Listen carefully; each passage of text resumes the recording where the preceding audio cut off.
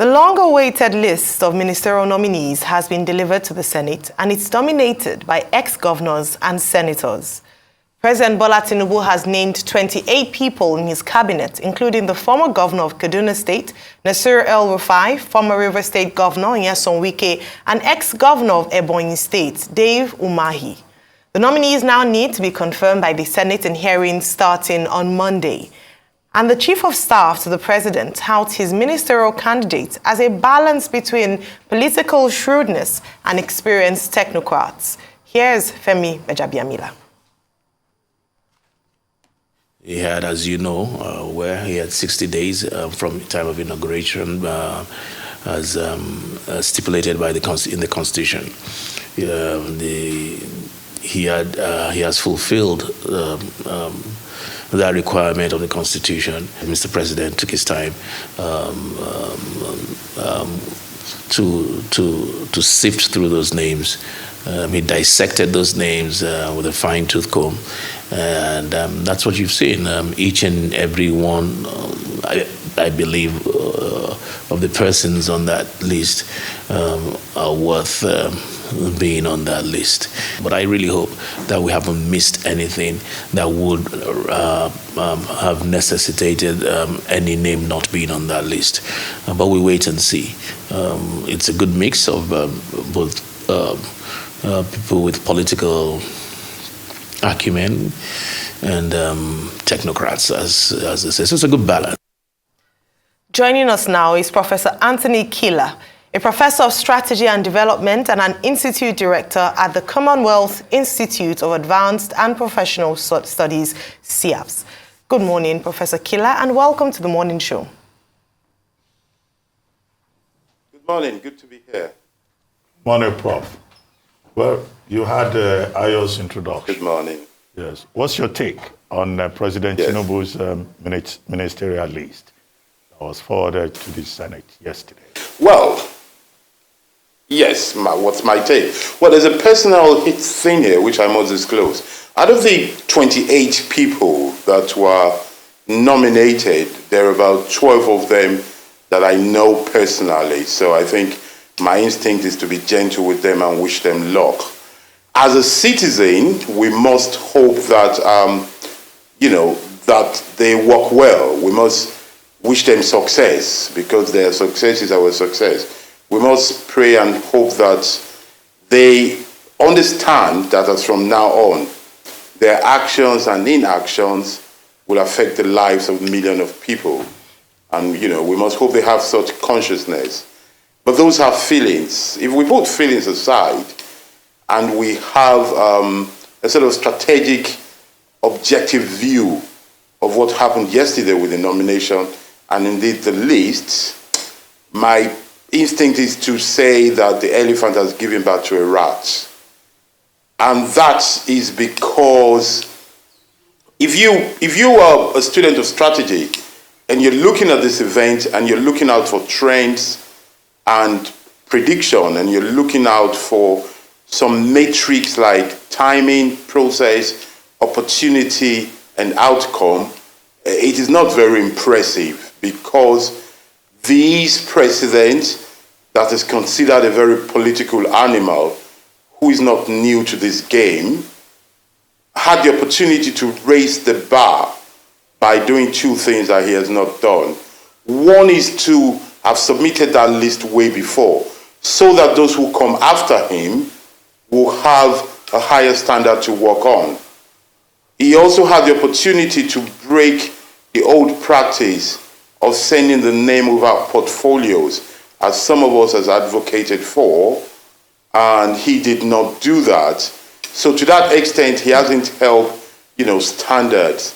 And then, when you look at the names, we wish them well, but if you look at the names that they've put forward, surely you don't need all this time to put these people forward, because these are not people who are neither new to him, nor new to us, nor new to the system as a whole. You've gone looking for something that is under your nose all this while. That is not good for a country that needs to fly. That kind of attitude is not good. And as I have advocated before, they could have done this thing in batches. They've gone to doing it in batches state now. It will be interesting to see the interpretation of the Constitution, for those who like such mental exercise, to see if nominating by the deadline means all or means part of it. Those are questions to be asked. But generally, an A-star student would tend to submit their assignment or do anything in life by beating their deadline, not a tick to the end of the time. All right, Professor Kila, I hear you say that it's like an elephant giving birth to a rat, but it has been said that there are some bright spots, if not, even if you don't agree with all of it, some bright spots in this particular list. Number one is the representation of women. So we have 25% women represented, still short of by 10% of the 35% promise, but that's a bright spot. Some technocrats are also on that list. We have Professor Pate, we have Mr. Wale Edun, we have, people who come with quite, good experience like Mr. Dele Alake and a few others like that. How would you analyze, at least in terms of bringing out, what are the bright spots in this list? And in terms of portfolios, what should we be looking at in terms of putting around pegging around hole? Well, and then we also have the very sober statesman with some wiki as well. The very sober statesman is also on that list. You see, this is the point. Now we have to start guessing in terms of portfolio. We shouldn't need to do that.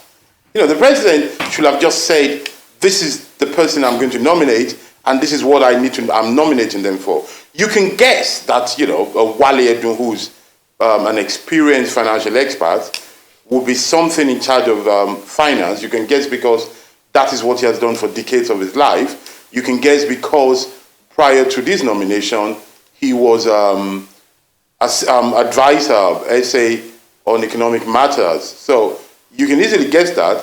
You can get that Alake should be something in information and strategy and communication. But then it is not automatic. So this idea guessing, you don't know. What do you expect them to put Wike or David Umahi as?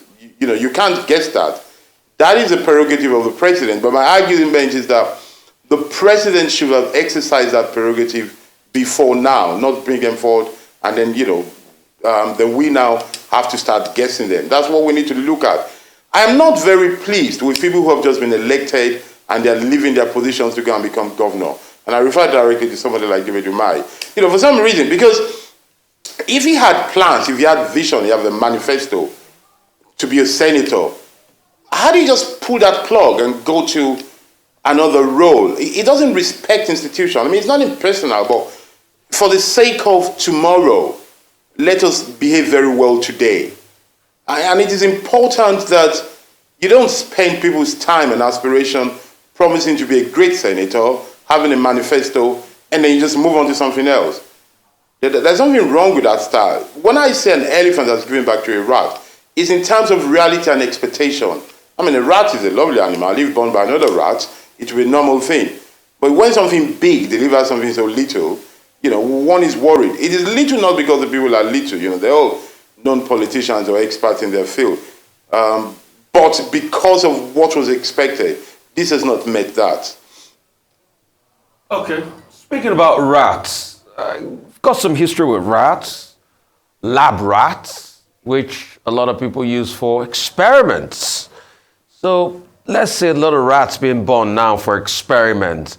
What should be the strategy at which we can experiment, and tinker with our government now? Because it's I don't envy anybody that has been selected on that list as a minister. Nigeria's at an all-time low. All the indices stated. We're trying to shave out the structure we used to have before of heavy governmental subsidies to a new structure of a capitalist economy and evolving what will be Nigeria's prospect for the next 20, 50 years.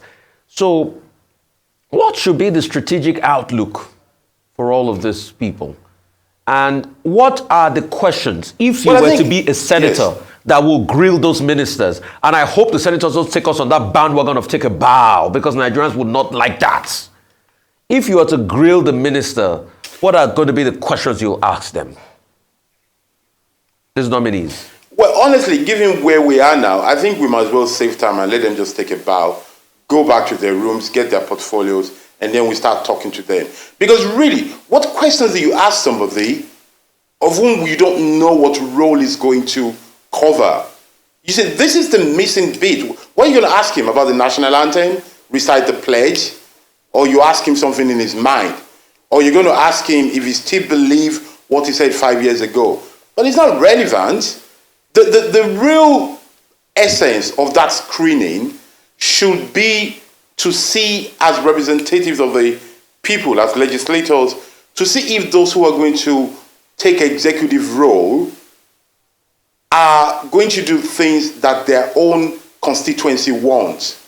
So you can't ask me, if you're not sure, I'm going to be, if I knew you were going to be a minister for aviation, I'll be asking you, what are you going to do about delayed flights, safe airport, safe flights, availability of flights? If I know you're going to be a minister for finance, I'll be asking you, what are you going to do about inflation, about scarcity of product, about lending rates? What are you going to do to help private investments and SMEs? But I can't ask you those questions if I don't know the portfolio. So I'm just going to ask you some very vague things. I'm going to be asking you about character and to make sure perhaps you're not fraudulent. That is done by the Secret Service. That is done by clearance. Let me tell people that all the people who have been nominated for ministers and the ones that were not nominated, many people were cleared. Many people, they send your CV, people ask questions around you.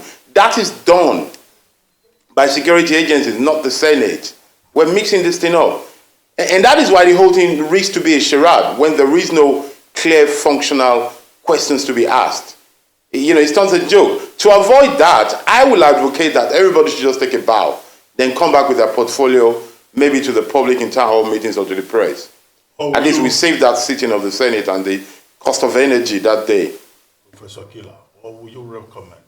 Since the president, through Benjamin Amila, the chief of staff, has said 13 more names will be sent, making a total of 41. Would you recommend to the Senate that before that 13 other names are sent to the Senate, since the Senate has not started screening the nominated persons, that the Senate should insist on portfolios being attached so that there will be a more, robust engagement with these nominees. Instead of just saying they should take a bow. I'm a bit uncomfortable with asking people to take a bow. Let us at least test the experience, their knowledge level, because to be a leader, you need knowledge and you need ability. That's one. Number two, you were characterizing Nyesom Wike earlier on. You said he's a sober statesman. Would you like to explain that? Because that's a form of characterization. Or were you being cynical when you said that? But I guess many Nigerians would like to hear you explain that characterization. Well, how dare me to be cynical to His Excellency Governor Wike? Governor Wike is probably one of the unsung victors of this election. He helped his party to go the way he wants, to do the way they wanted. The election in his state was an extraordinary event, and he has done what a lot of people have not been able to do, to vote presidency one way and gubernatorial one way. So he's a political star, like him or loathe him. But the point is, you look at him and you're thinking, what role do you want to put him as in this cabinet? In this cabinet that, unlike other cabinets we've had in this country, this is truly a cabinet of recovery. So that's a strategic thing we should be thinking, that let us put together. Now, so you talk about the less set of people, and some people say the Senate should insist that they come with portfolio. I agree, but you see, this is part of the elephant going back to the rat thing. For a big elephant like this president and this process that we're in, the way it was managed, one would think you shouldn't need to force them to do that. Just to help us raise standard. It is important that as from now on, when we deal in our public discourse and political discourse, when we deal with our institution, we should be visionary. We should be setting precedents. We should be saying, today that I'm on this seat, let me do something that will raise the bar for the ones that come after me. That is the way you build a great nation. And that is an elementary thing we're missing. So for the rest of the people, I would expect the president to have started, and if he has not, let them do the second round, thinking, what are the issues we want to solve? And let us bring those that can solve those issues. I'm not a big fan of this technocrat thing. It doesn't matter to me. Everybody is a technocrat in their right. Let them just look for people who can do it. But to know who can do it, you must have discussed it with them. And to get validation that they can do it, you must have a conversation saying, I'm doing it. I also advocate, for example, that when people are nominated, unlike the statement that the Chief of Staff made, which is a general statement, we should have a bit more detail. Just 2 paragraphs of less than 200 words to say that I am choosing Mr. XYZ for these 4 reasons. That's enough. Just to give us an idea where we're going to. And, if they ask me, I might just give them the name of the 3 of you in the studio. All right, okay, let me just ask very quickly. We had talked about ex-governors, 4 ex-governors making this list as well. So in terms of examining closely some of those names we've seen, we have Governor Nasir El-Rufai, we have Governor Nyesom Wike, former Governor David Umahi, former Governor Badaru. What particular experience or notable achievements would you say they are bringing to the table to justify, as you've mentioned, they are being listed on this nomination list? Because people have, I mentioned earlier on that when your work is outstanding, then you want to be given more work to do. What outstanding achievements can you highlight from these 4 ex-governors? Well, I think in theory, if you've been a governor for 8 years, it assumes that you're used to managing, big issues and managing people. You have a very good executive experience, it is what is imagined. Well, each one of them has to show that these are the things that, I've been able to achieve. That is the onus is on them to prove that to me and to to viewers and to their principal. You see, 2 things about them. On one side, it shows you that it's a very political cabinet. And that's not such a bad thing. You bring people who are leaders of their constituency, because what that will give their principal, the president, is the ability to get the feelings of their constituency and maybe hold them down from protesting because their people are inside the cabinet with them. That's a good thing. The downside, and I think what people are not happy about, is that the fact that you're using the same people all over, in a country of 200 million people, it appears these are the few people, the only people who have solutions to the problem of which they were part of anyway. So it's a strange thing. I think that is what people are not excited about, because people in their mind, going by social media and going what people are saying around in newsroom and country clubs, the idea is that people are thinking of something fresh, something new that breaks away from the past totally. That is the kind of big expectation that people have. But in reality, the reality is what we have in front of us. Well, it's enough to say you have experience of 8 years as an executive governor. I must say it's not something you can throw away. That, generally speaking, is a big asset you're bringing to the table, because you've done it before. Then we have to look at specific, what exactly did you do that has guaranteed you to be in this cabinet? And above all, what are we going to use you for? Look, if you were a minister for agriculture, if you are a governor in your state and you did a lot on agriculture, yes, it doesn't translate that you do well if you're now coming to do health or you're coming to do infrastructure. There is no automatism there. It's a new ball game totally. And because we don't know what they're coming to do, it's difficult to judge them. So I cannot talk about direct transferable skills, if that makes sense. All right. Thank you very much, Professor Anthony Kila, for your time this morning. We look forward to the remainder of the names on that list being released as promised by Honorable Femi Gbajabiamila.